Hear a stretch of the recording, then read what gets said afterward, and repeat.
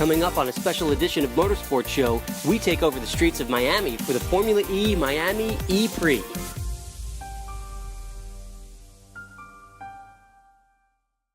We are in the middle of it all, downtown Miami. Street race going on. And inside all of that, with these beautiful buildings, this beautiful water in the background, we're at American Airlines Arena, Formula E E-Prix. We're in the E-Village right now, and this is where everybody's having a nice chat, getting some food, maybe a few frosty beverages, nice setting, TVs around. Everybody gets to see and experience this event up close and personal, really makes it special. This is the first time that Formula E has made it to the United States. Obviously the first season of Formula E. Really interesting stuff, a whole new approach on the racing itself, and we're gonna take a real close look at exactly what they have going on in this series. Yeah, my man! See that? Everything happens in Miami. Come with me.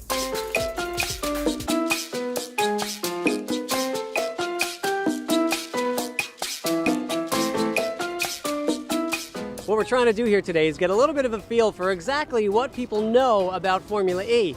Obviously, this is a new form of racing, especially here to Miami. This scene is usually a little bit different than, street race downtown, but it's happened in the past. Let's ask a few people some questions, see what they really know.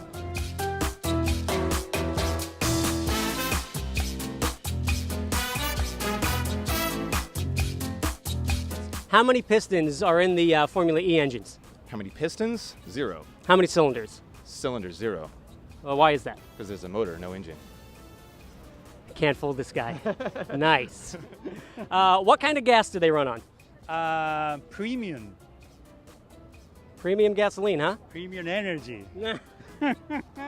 If two Formula E cars collide at 88 miles per hour, what year would they travel back in time to? 1985? What do you think of this Formula E deal going on today? This is my first time for this, but I know it's ice cold beer everywhere here. Ice cold beer. Cold beer. Cold beer. Yes. Get them where I got it. Ice cold beer. No lines, no wait. Get them where I got them, because it might not be none later. Ice cold beer, y'all. Cold beer. Enjoy yourself. You too. Ice cold beer, y'all. Did you know that Leonardo DiCaprio is actually a co-founder of one of the race teams in the series? No way. Really? Oh, yes, he is. Really? Oh, yeah. No way. Oh, my God. Yeah. Oh, yeah. I think that the fact that they're doing this, though, is really good because I know how much the race industry inspires innovation in automotives on the consumer end. And so I think that hopefully this will mean that we get better hybrid cars on the road, too. Absolutely. Polished answer. I like that.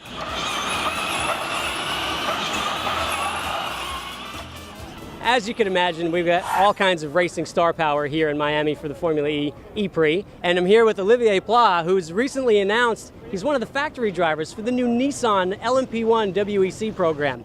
Thanks for talking with us, Olivier. What do you think so far of Formula E? Well, honestly, it's the first time I came to see a race, so I'm very, very impatient to see that. But it's a lot of talk and a lot of attraction. I think since the beginning they start this new championship. So a lot of very good driver and very good team who are involved in this championship. So I'm really looking forward to see that. I love it. And if you had an opportunity to race in this series, who would you be most proud to just dominate on the racetrack? Heidfeld? Somebody, I mean, who out there do you really want to just put a beating on? Oh, as I say, there's a lot of very, very good driver, and also some driver which I compete also already in WEC championship. So no, I think a guy like Heidfeld or even Sam Bird or Opin who was racing with me also at Oak Racing. No, a lot of very good drivers for sure. That is for sure. Well, we love having you. Wish you the best of luck this season. Hopefully we'll have a chance to go wheel to wheel again. I'm going to put this thing down every now and then, get back behind the wheel. Best of luck to you. Enjoy the weekend. Welcome to Miami. Thank you. Now here's something that all the fans don't get to experience.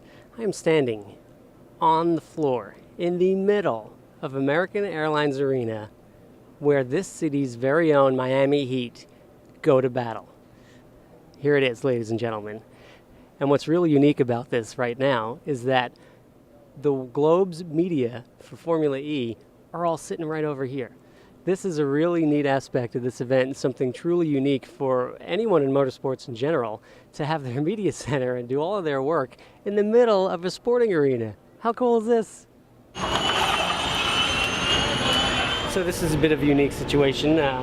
We're underground, taking you really down to the bottom levels of what happens at a race event. But underneath American Airlines Arena, really hope these columns are sturdy. Don't want them collapsing on us. Get a little claustrophobic, if you know what I'm saying. But walking over to the paddock, see what's going on over there, and yeah, it's a little bit different than Mid-Ohio, huh?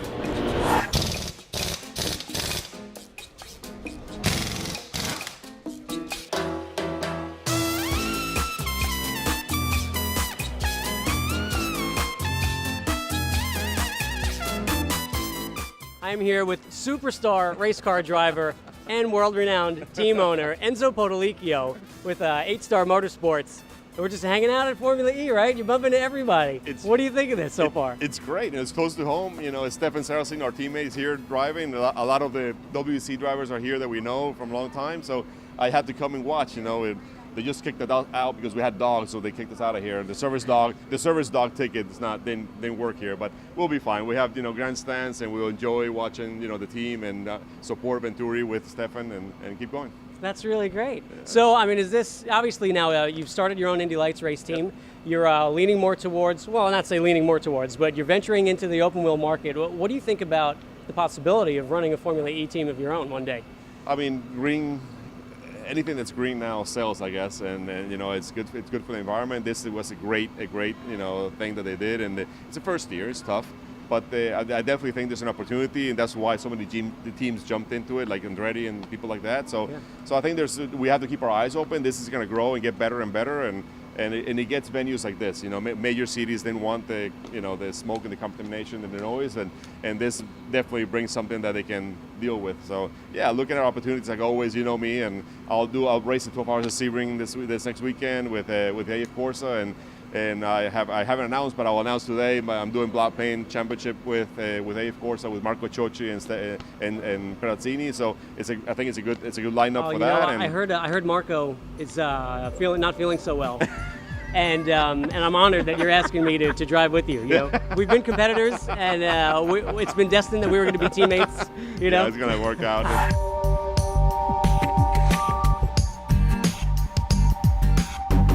Well, here we are in the depths of the paddock in the Michelin tent here. Michelin, a founding partner of the FIA Formula E Series, and I'm here with Chris Baker to tell us a little bit about Michelin's involvement. Chris, this is miraculous. Michelin's really innovative. I've driven the tires many times myself, so please tell me a little bit about your involvement with Formula E.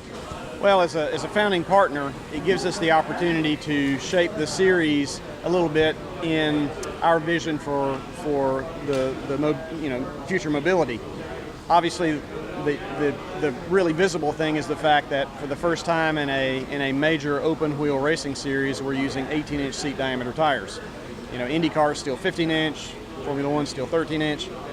I mean, if you go buy a base Accord, you're going to come with 17-inch tires. If you buy an up-level Camry, it's going to be on 18s. So the first thing is relevancy. I mean, we wanted to participate in an effort like this that is relevant for our mainstream business. And at the same time, given the fact that these are BEVs, they're being operated in urban environments, which is the natural playground for battery electric vehicles, at least for the foreseeable future, in urban environments, high concentration environments. We have a lot we can learn here in rolling resistance, which extends battery life, which extends range, the number of recharge cycles in a battery, which leads to the ultimate life of the battery, has something to do with the ultimate life of the battery. It's all very important. We're finding out that with tires like this, we have the opportunity to learn about rolling resistance in the transitional environment. So you may know that when we measure rolling resistance, our industry, we do it on a dynamometer. It's at a steady state speed at a given pressure and load. And that's what we use to work with our car maker customers to homologate or to validate technically tire solutions for cars that you and I can buy. But that's not the whole story. The whole story is that you turn, you apply braking torque to stop, you apply driving torque to accelerate. Because we have access to all the data in the Formula E Championship, we can learn, and we are in fact modeling rolling resistance in the transitional environment. So the way folks actually use their battery electric vehicles or their high efficiency hybrids. Once you have that model in place, then you can try a bunch of different things in simulation that will allow you to extract the full measure of benefit of this rolling lab and deploy it into products that we can use, that you and I can buy, in fact. Pretty remarkable stuff. It's amazing that you could take this tire and you could very well just bolt it right onto my BMW at home, can't you? Well, in theory I could. I probably wouldn't. It's obviously not DOT legal. It's a real race tire. But obviously you can... That's why I want it on my BMW at home.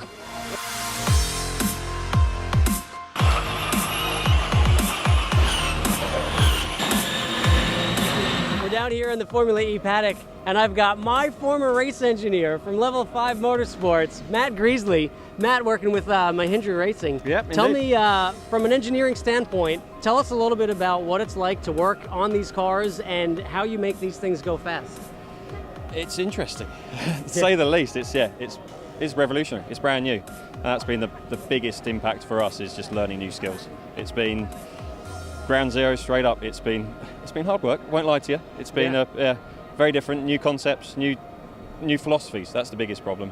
We try to convert our old engine technologies and thought processes into this. Didn't work. We had to start from scratch, reapply new philosophies, even new meanings, new words to use during a session. So that's probably the biggest challenge, I must admit.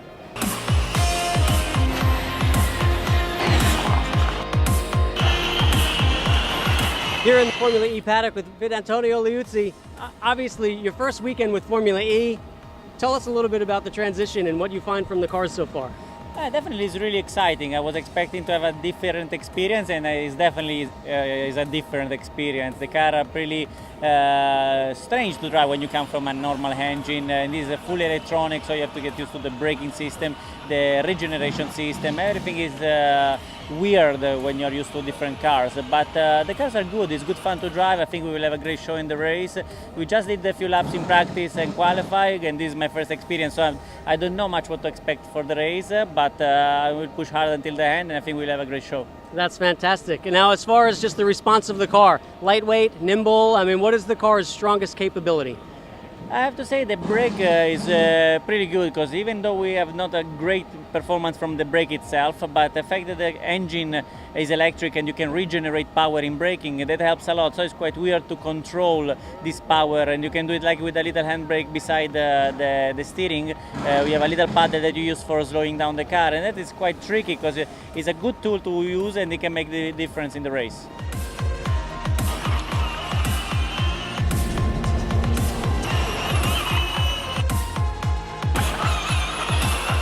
All right, now, clearly no introduction needed for these two guys. I've got Dario Franchitti and Michael Andretti, two of my heroes, no blushing, but definitely two of my racing heroes. When you were a kid, right? When I was watching him. I'm not sure which one I was watching first in these races. That would be Michael. I remember watching Michael when I was still in diapers. A rebuttal. We need a solid rebuttal on this one. I don't have one on that one. He'll punch me as soon as the camera's off. Exactly. So we're here in Miami for Formula E. Obviously, event promoter, team manager. You've got a lot going on. Tell us about Formula E in general, just Andretti's involvement. Loving it. I think it's great. I think it's part of the future, and it's really cool to be on the ground floor of it, with the new technology such as we have, and hopefully push the technology to where one day it'll make electric cars the thing to have in the future, and that's why we're here. Yeah. Obviously, a lot of strategy involved in this kind of racing, very different from what you do with the IndyCar program and whatnot. What are some of your biggest hurdles to try to just be competitive, and the things that you have to manage the most with these cars? Well, I think it's all about managing energy, and that's what it's just all about, and that's the way the races play out. There's a big strategy to it, and if a yellow comes out, do you take it and then save your energy with that car? Do you use it on the other car? I mean, there's all different ways to play it, and which is actually fun. It's fun to try to outguess your opponents and you know, hopefully get it right. That's great stuff. We're looking forward to the race today, obviously. Dario, you're here checking things out. Are you helping the team out this weekend? I'm assuming you are. Hell no. What's going on here? No, I'm doing the TV stuff for the world feed with Formula E. So I'm at all the races. And then obviously in the IndyCars, working with Chip Ganassi Racing to try and beat these guys. So, but it's always good to come and hang out with Mike and have a chat and see what's going on and you know, watch what everybody's up to. The racing has been fantastic, and the Andretti team have been right on the pace. Certainly, you know, Jean-Eric Verne has been first class, and Scott Speed today, I mean, showed up, hasn't driven the car since way back in Donington, right on the pace as well. So it's an exciting series with all the technology Mike talked about, but the level of drivers and teams is very impressive too. So it's a fun thing for me to get involved in and to do, as well as the IndyCar program. That's great. One-day format, lots to accomplish in a very short period of time. A limited track time this weekend specifically. But as far as the event itself, the circuit, the venue coming together, are you pleased? It seems like a great turnout. Everybody we bumped into seems to be having a great time. Tell us about it. Yeah, I am. I think unfortunately we had a little bit of glitch this morning that we weren't able to get off on time. But other than that, everything's been great. You know, the city's been great to work with, and you know, I think there's a great response, you know, from the fans. They're sold out in everything that they can do, from the suites to the emotion club to the seats in the stands. So, you know, can't ask for more than that. We love it. We love that you're here doing it. We wish you the best of luck. Thanks, guys, for being here. Thank you. Good to see you.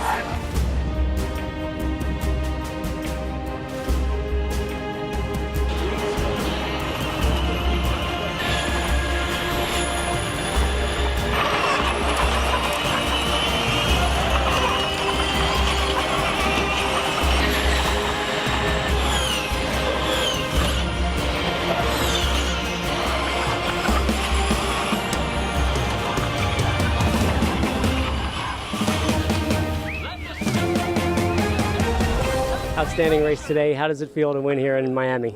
It's super. Really, you know, like I said, I love American racing in general, and I spent 3 years in New York, so you know, America is very special to me.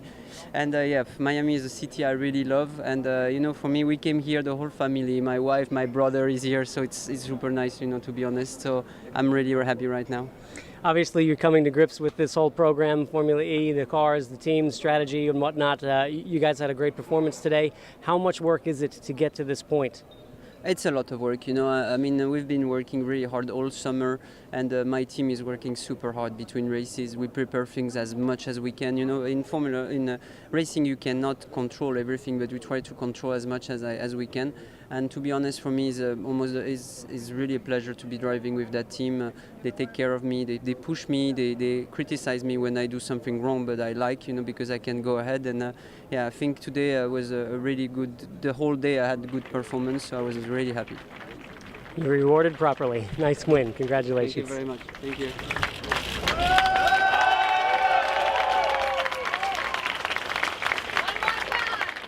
Last but not least, this episode's Nailed It victory goes to me. I mean, my first time covering a race. Interview with the race winner.